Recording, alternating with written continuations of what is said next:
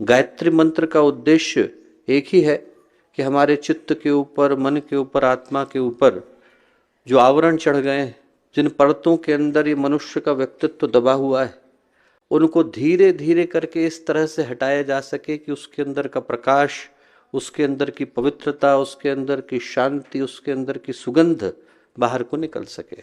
इंसान के अंदर देवत्व की जो संभावना है, मनुष्य के अंदर भगवान बनने की जो संभावना है, आत्मा के अंदर परमात्मा से मिलने की जो संभावना है, उसको साकार करने का पथ गायत्री का ये मंत्र प्रकाशित करता है।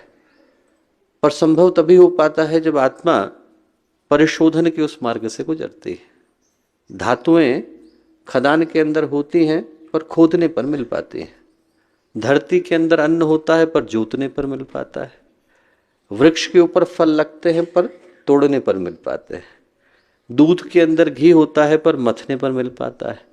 वैसे ही इंसान के अंदर भगवान है पर जगाने पर मिल पाता है।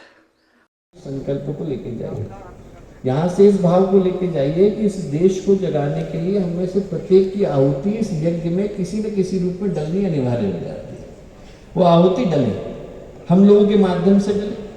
एक आप लोगों ने घटना सुनी होगी, बड़ी प्रसिद्ध महिला हुई महारानी होलकर, मध्य प्रदेश की थी। लगभग 20 साल तक लड़ती रही, बहुत छोटी उम्र में रानी बन गई। तो जब रानी बन गई तो क्या हुआ कि उनका 29 साल के बाद मन हुआ कि अब तो राज्य स्थिर हो गया, गीता को पढ़ाया जाए। उन्होंने अपने पंडित जी को बुलाया।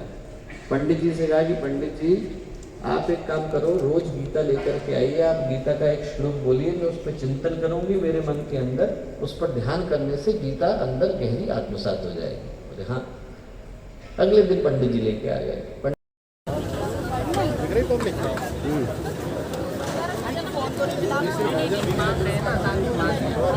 जो सेवा है वो यहीं पे भोजन पे ही, ठीक है। जो भाई साहब याद कर रहे हैं वो भाई साहब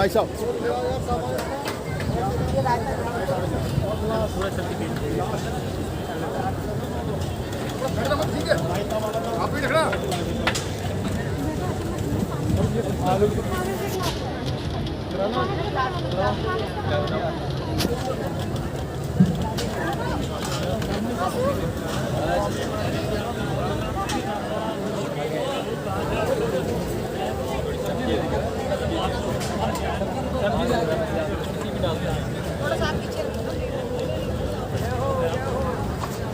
प्रणाम।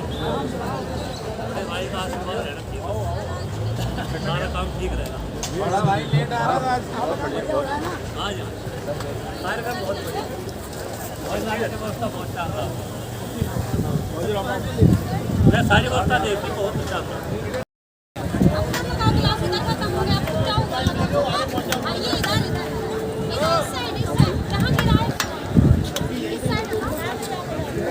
हाँ भाई आगे ले जाओ, किसी यही उठा लेगा। नहीं ये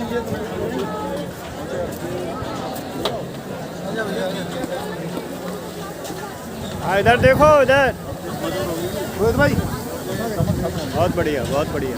अरे भाई हलवा अच्छा अभी बात भाई आ गया, डबल है, बहुत बढ़िया। आ गई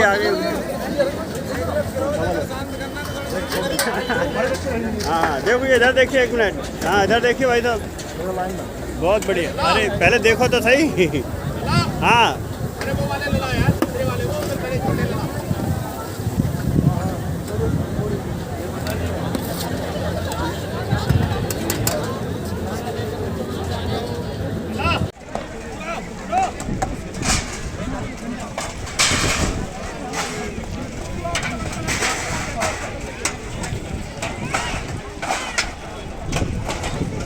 संकल्प को लेके जाइए, यहाँ से इस भाव को लेके जाइए कि इस देश को जगाने के लिए हम में से प्रत्येक की आहुति इस यज्ञ में किसी न किसी रूप में डलनी अनिवार्य हो जाती है।